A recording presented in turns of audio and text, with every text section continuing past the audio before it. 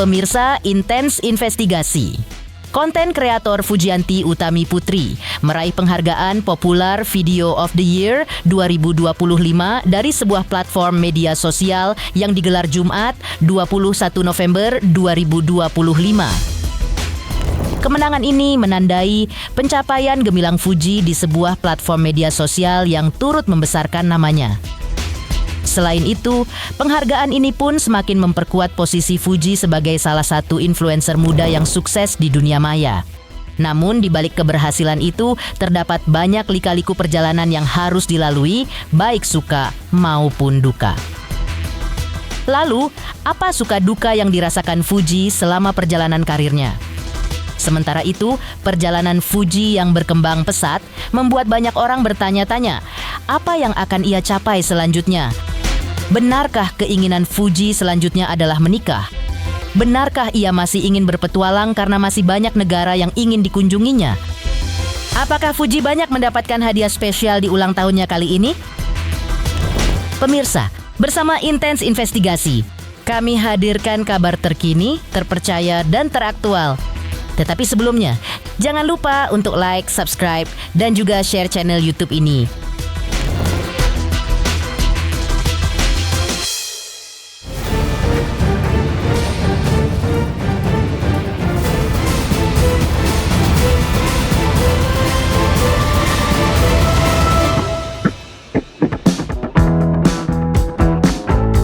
Pemirsa Intens Investigasi, usai genap berusia 23 tahun pada 3 November lalu, Fuji mendapatkan penghargaan Popular Video of the Year dari sebuah platform media sosial yang diselenggarakan kemarin, Jumat 21 November 2025.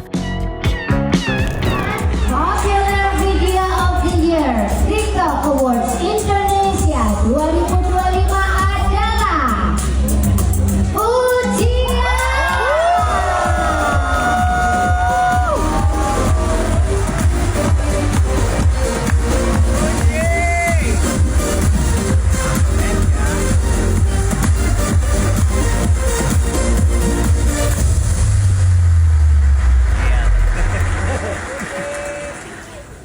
Halo teman-teman, terima kasih untuk yang udah dukung dan support aku sampai setiap hari.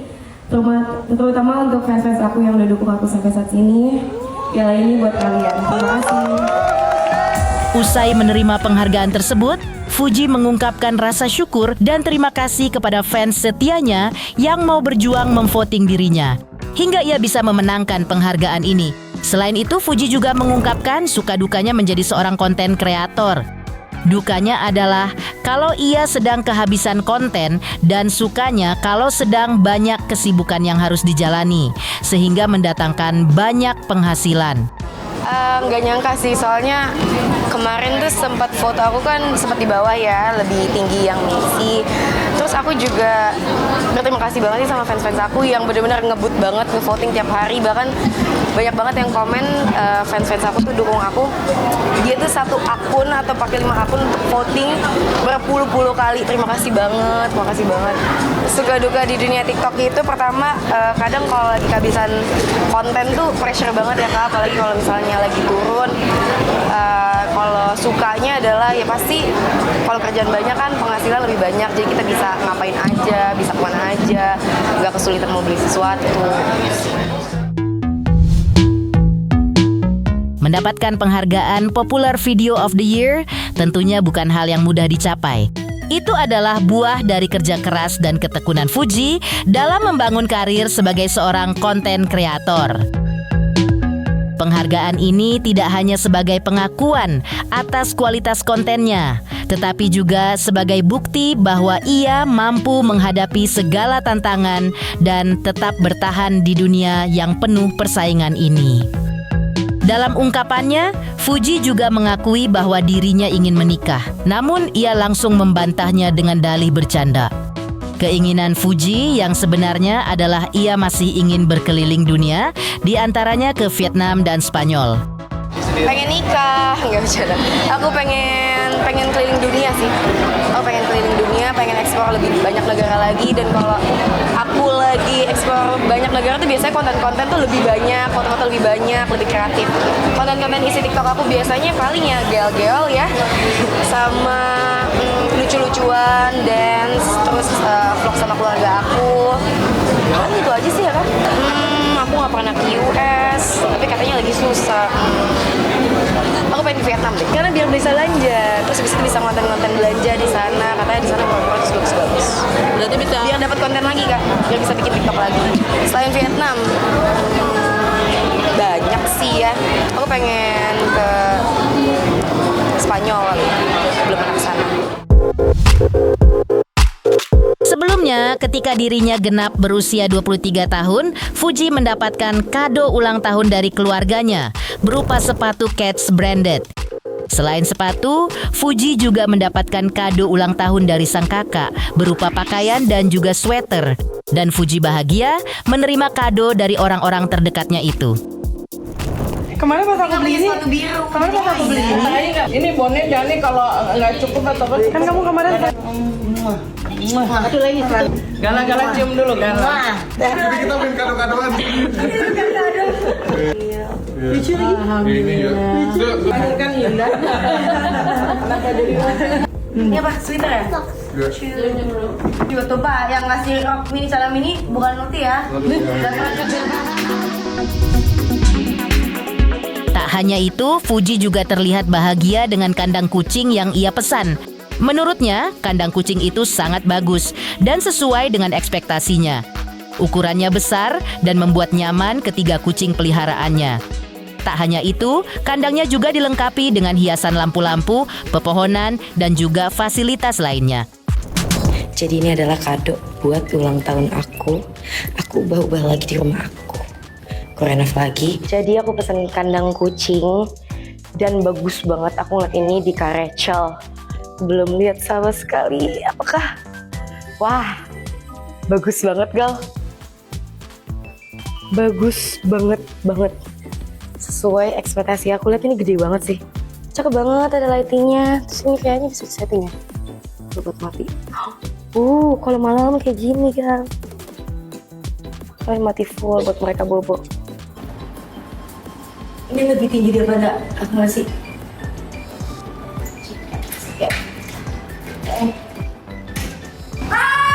Ini kandangnya lucu banget sih, estetik banget di rumah aku. Ini biar cabol sama Poki di sini. Jadi kandang rumahnya biar gede, soalnya biasanya kandangnya tuh kecil. Jujur luas banget, terus lightingnya bagus. Kayak gini, ini bisa disetting. Dan ini ada apa ya, ibaratnya AC-nya gitu loh, jadi mereka bisa napas di dalam sini. Dan lihat ini pepohonannya, ini kalian bisa request ya mau bentuknya kayak gimana. Dan ada tempat makannya juga buat garuk-garukan. Sama ini kalau mereka nanti buat pup, tinggal ditaruh tofu. Dan ini buat minum.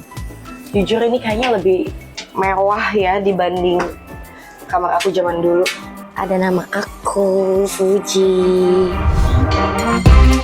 Di tengah kebahagiaan Fuji tersebut, tak nampak sosok Verrell Bramasta yang disebut-sebut sebagai pria yang sedang dekat dengan dirinya. Lantas sebagai ayah Fuji, seperti apa Haji Faisal menjelaskan hubungan antara Fuji dengan Verrell Bramasta saat ini?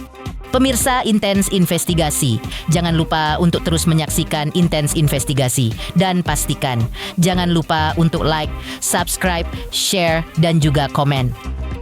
Tim redaksi Intens Investigasi mengucapkan banyak terima kasih kepada semua subscribers. Hingga kini, channel Intens Investigasi sedang menuju ke 4 juta subscribers. Halo, saya Denny Darto yang mengucapkan selamat untuk Intens Investigasi yang road to 4 juta subscribers. Luar biasa, dan ini semua berkat dukungan kalian.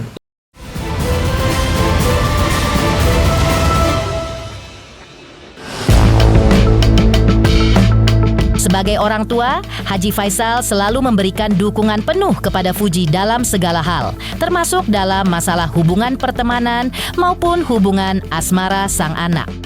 Kebahagiaan Fuji adalah hal yang terpenting.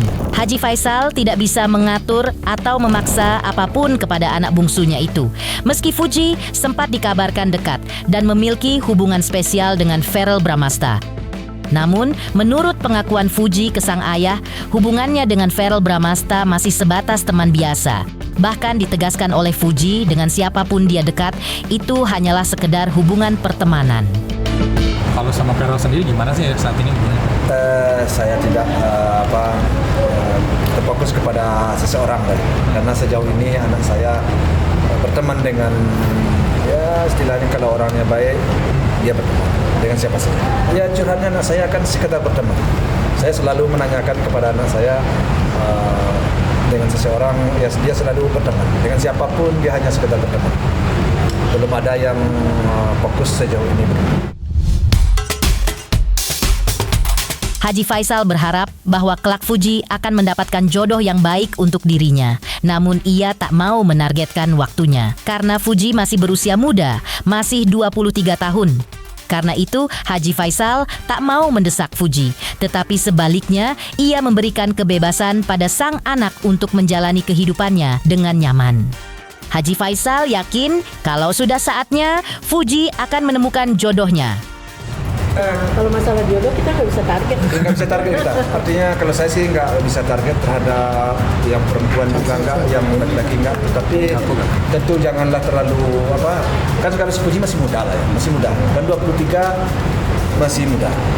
Ya belumlah terlalu umur lah, belum. Jadi saya nggak buru-buru. Biarlah dia dulu menjalani hidup ini dengan nyaman, dengan senang. Dengan dengan kegembiraan lah ya Maya. Biar aja dia berpuas lah. Ya, yang penting jangan lakukan hal yang salah. Ya kita serahkan kepada takdir tadi. Kalau memang sudah saatnya, ya mudah-mudahan jodoh itu kan ada di tangan Tuhan. Haji Faisal pun mengatakan bahwa dirinya yang berasal dari Minang, Sumatera Barat, ia berkewajiban untuk mencarikan jodoh untuk anak-anaknya. Ini berdasarkan adat istiadat daerahnya.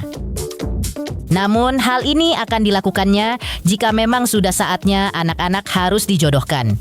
Meski begitu, Haji Faisal pun membongkar jika dirinya dulu sudah pernah menjodohkan Fuji. Namun jawaban Fuji adalah sekarang bukan lagi zaman Siti Nurbaya. Karena itu, untuk soal jodoh, Haji Faisal menyerahkan kembali kepada anak-anaknya. Nah, yang dua ini udah saya jodohin, dia nggak mau, ya sudah. Belum berjodoh sih, alasannya apa tuh nggak mau? Ya sekarang zamannya bukan seperti itu lagi Pak katanya. Masa zamannya seperti zaman Siti Nurbaya katanya, saya mau bebas katanya. Ya udah.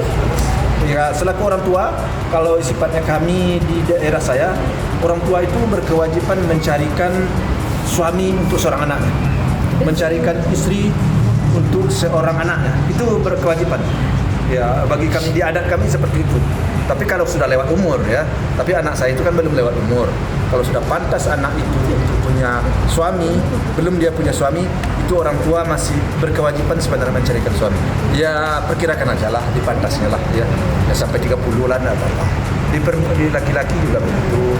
Dia belum punya istri, ya berkewajiban lah seorang bapaknya untuk mencarikan jodoh. Ya, tapi kalau anaknya nggak mau, ya kok jadi gugur semuanya, pulangkan kepada anak.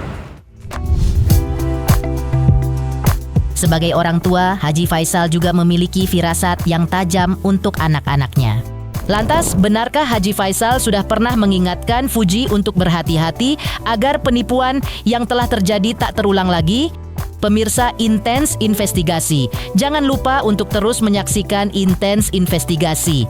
Dan pastikan, jangan lupa untuk like, subscribe, share, dan juga komen. Tim redaksi Intens Investigasi mengucapkan banyak terima kasih kepada semua subscribers. Hingga kini, channel Intens Investigasi sedang menuju ke 4 juta subscribers. Halo, saya Denny Darto yang mengucapkan selamat untuk Intens Investigasi yang road to 4 juta subscribers. Luar biasa, dan ini semua berkat dukungan kalian.